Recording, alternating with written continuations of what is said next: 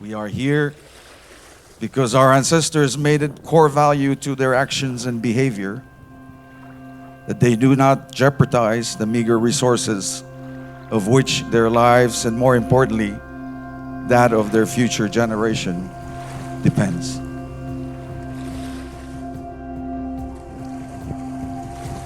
If they had not thought of us, perhaps these islands and our lives indeed might have been different. Their ways were not only ecologically justifiable and sustainable, it was designed in perfect harmony with the environment in which they lived.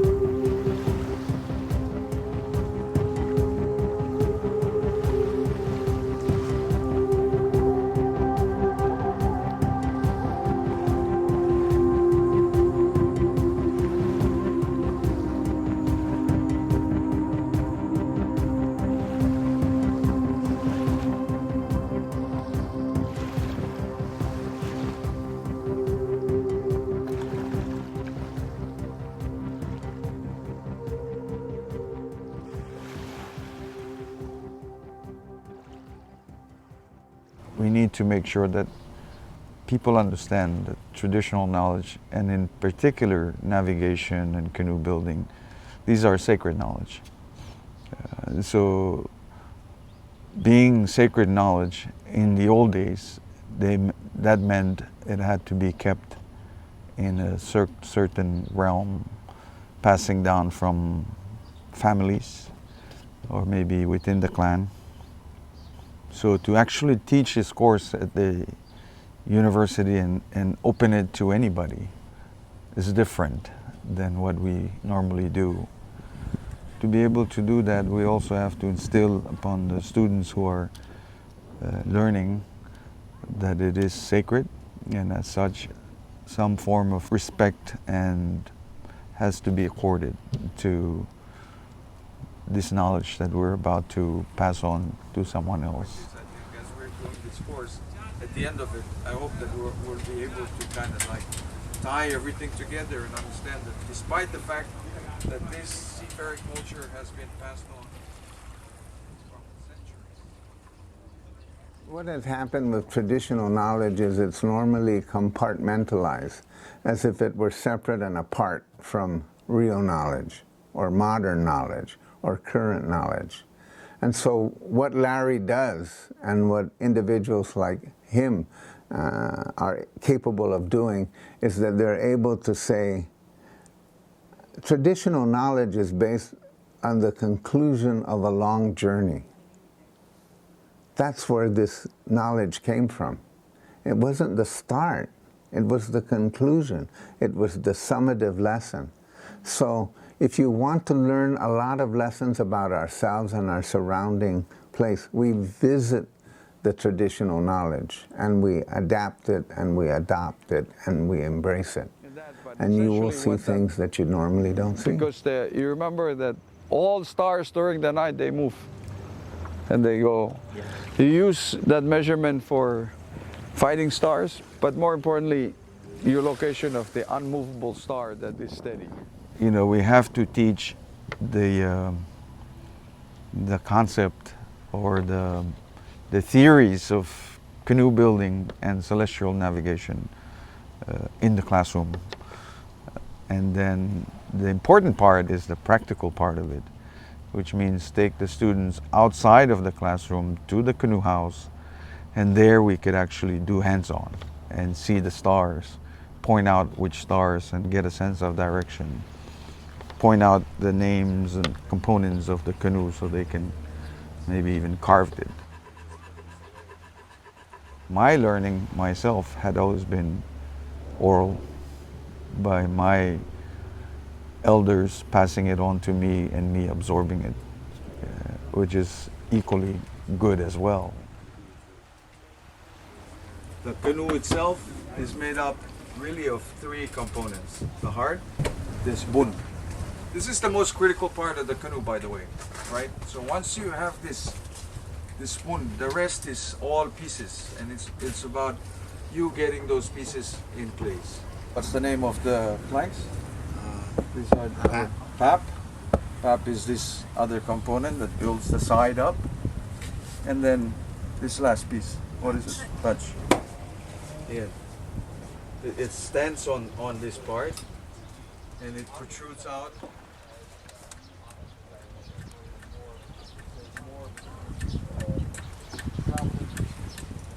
Let's assume that we're looking at a map or a compass in the western way, which means north is where? Okay. So we'll say this is north, it makes it easier for us. Alright, and then this one would be what? Alright, so half of the circle, north and south. And then you have all of these stars in between. So we go Maidap, Beifang. Beifang is the arm to the north. Wool. Wool is our Aldebaran star. Margaret is the Seven Sisters. And then this star is the direct 45 degrees in between this quadrant. So you have this, and that's our 45 degrees angle. That's Vega. We call it Mud. Uriq is our Cassiopeia star. Whatever is the Big Dipper. There's some major. And then Brahma Perfang is there's a minor, and Polaris.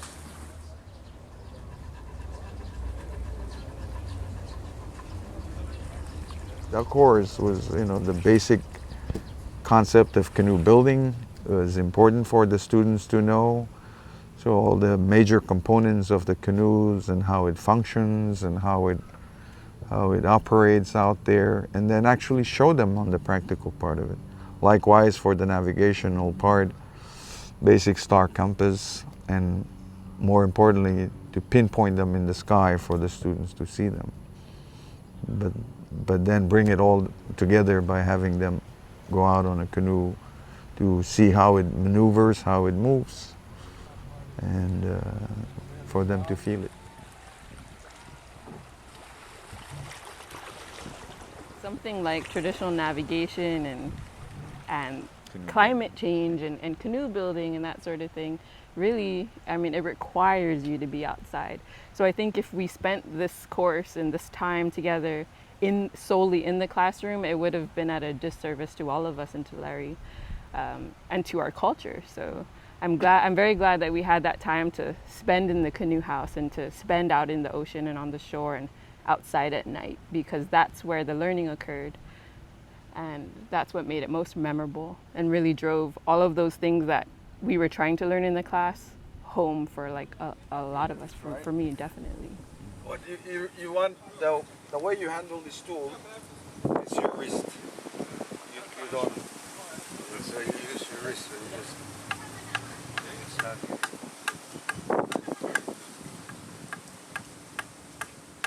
We are taught this knowledge from my own experience, and my elders and grandfather and uncles and would always tell us at the end of the session that it's one point to acquire all this knowledge and keep them in your head.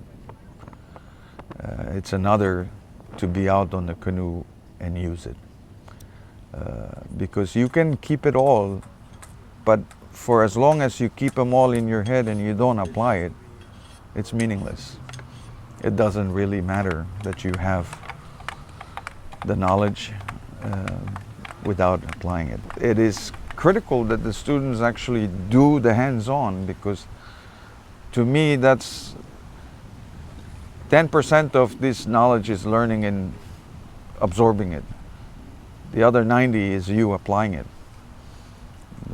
So you've got to be able to do the hands-on. You've got to be able to get on that canoe, absorb it, and make the mistakes, because that's all part of it, especially if you're an instructor teaching your apprentices.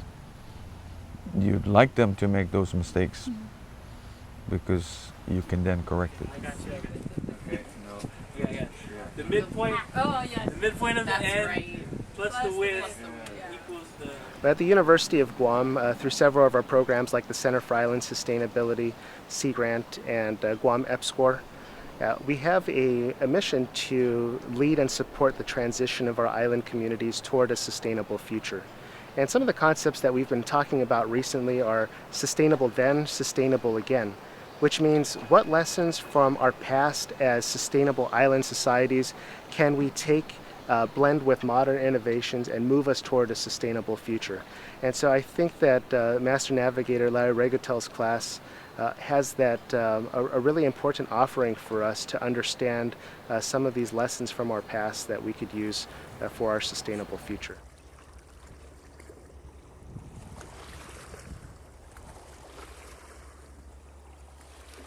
I come from an island that is 1.5 square mile in size and has a population of 300 people. Growing up on my island of Lamatrek, and as expected of young boys, I learned to love the ocean at a very young age. I learned that the beautiful ocean that sustains us can also be very mean and has the ability to devour us anytime it wishes to. When I'm in it, I know that the ocean absolutely has no regards of how I feel. Therefore, it was essential in my early learning that in loving the ocean, I was also taught to have that tremendous respect for it and to always be ready for what it has to offer.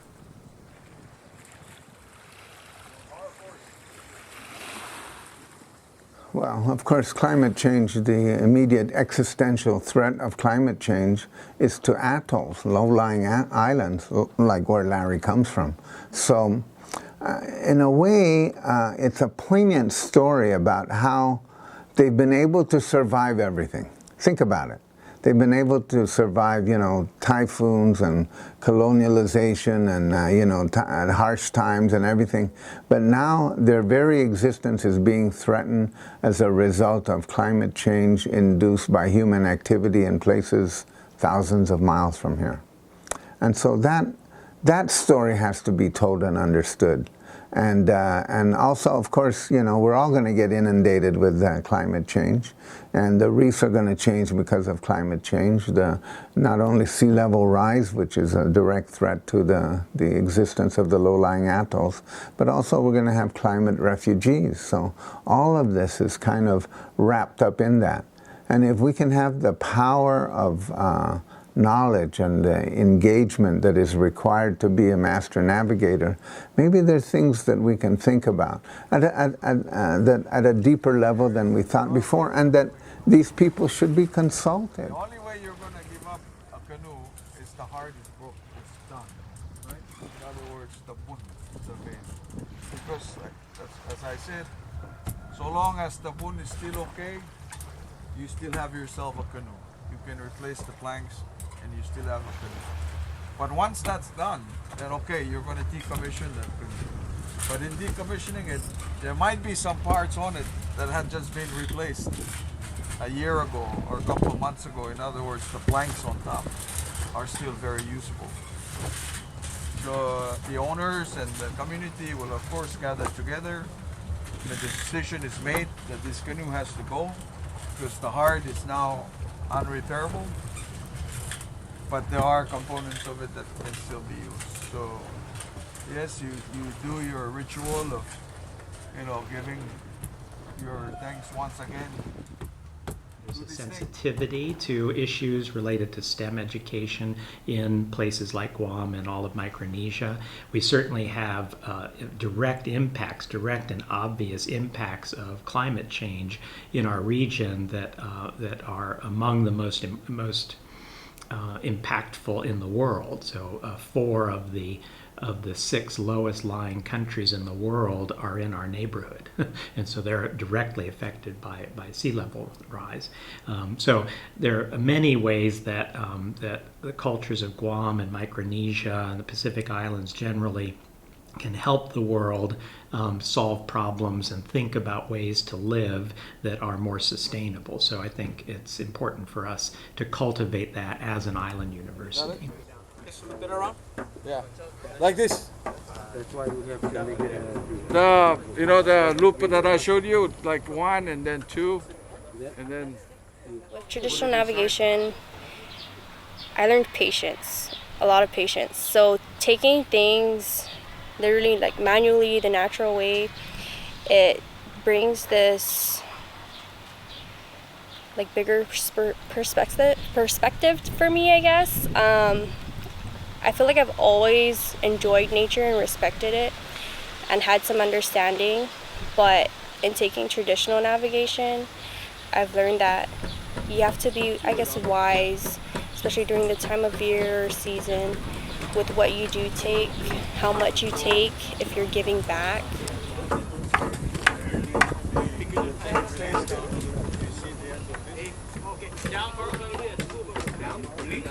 In this class, I just realized that I have to be very mindful of my actions, what I do around my house, wherever I go, and that taking care of myself and my family also means teaching them, like my son, that he has to take care of the world around him because it will give back to you, you know? See, on this side. Indigenous knowledge is all about that, really. And I think it's because the ancestors also kind of understand that when they, therefore there is also like seasons for example, fishing, right? We have seasons for fishing. So we just don't go out and like destroy the resources. We fish this month inshore because the wind and the seas is preventing us from going outside. And we use our fish traps. So we stay in. And then this period of the year, the wind is good, and the seas are calm, we close off the inshore inside the reef, then we go outside and we harvest from there. So you can see that even this kind of indigenous system of placing, it's conservation, really, that's what it is. It's like you cannot just stick to fish trap all year long, because you're going to deplete the resources. Weather and how that impacts the food supply. And I can tell you now that there are changes. The idea that these cultures have persisted, the languages have persisted, the lifeways, including traditional navigation, have carried on through these 100 generations and more, is really important to know and appreciate. It's something very distinctive about Guam and about Micronesia and about the Pacific Islands generally. So that's important just by itself. I think it's also important to use as much as possible local, traditional, indigenous knowledge in teaching even subjects that we think of as being kind of universal. So I often think of mathematics as an example of a field that you think, well, you would teach mathematics the same way wherever you are. But here in Guam and in Micronesia, we have this. And particularly in the field of traditional navigation, we have a perfect laboratory for understanding mathematical principles and to understand how people in different cultures think differently and arrive at mathematical conclusions in a very different way. And so I think it's important not only for your scientific knowledge, but it's also important for your cultural knowledge to accentuate those fields. So. Assuming this is the center line of the log, Yep. We're gonna do the halves, right? Yep. And from the halfway point, that's where we assume the slope begins out. I welcome the advancement of technology and material. They have contributed in significant ways to our human race. I also believe that with our culture and traditions, reaping best of both worlds is a rare opportunity and choice that we, in these islands, can truly say we still have. My voyage has made a 360 degrees turnaround, and now I found myself working for a nonprofit that I helped start it, teaching indigenous knowledge and skills to the younger generation. For after all, it is never about me, it is always about them.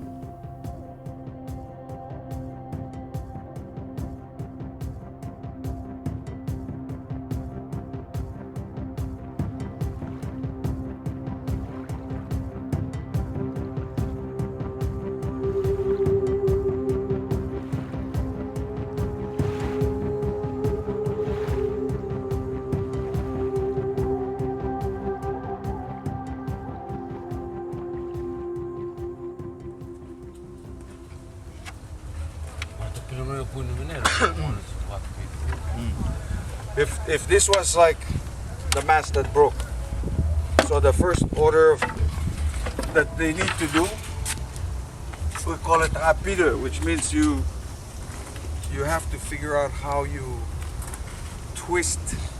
You put a rope around it, and you twist it, because as the more you apply the twist to it, the harder this thing gets. So then that becomes the first order of business, is to just kind of like tie it, but with two people twisting the rope, getting it tighter and tighter and tighter until eventually everything is all locked.